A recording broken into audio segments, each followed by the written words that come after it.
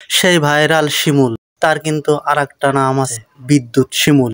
সে কিন্তু বিদ্যুৎ গতিতেই carrom board খেলে থাকে। দেখেন তার খেলা, মাত্র 70 সেকেন্ডে হিট ফিনিশ। দেখো তার খেলার কৌশলগুলো সুন্দর। একটা গেল একটা হাতে, এক মারি দুটো খেলার চেষ্টা, দেখা যাক। ও, দুটো ক্লিয়ার। খাড়া শট,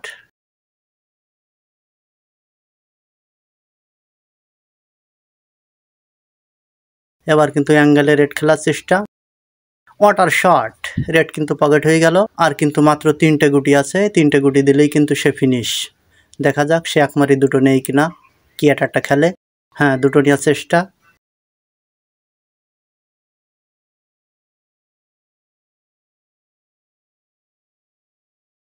হ্যাঁ, দুটোর খোল দিয়ে দেখা যাক। ও, শট। আর মাত্র একটা গুটি আছে, সে কি পারবে দেখা যাক। আও, ফিনিশ, ক্লিয়ার।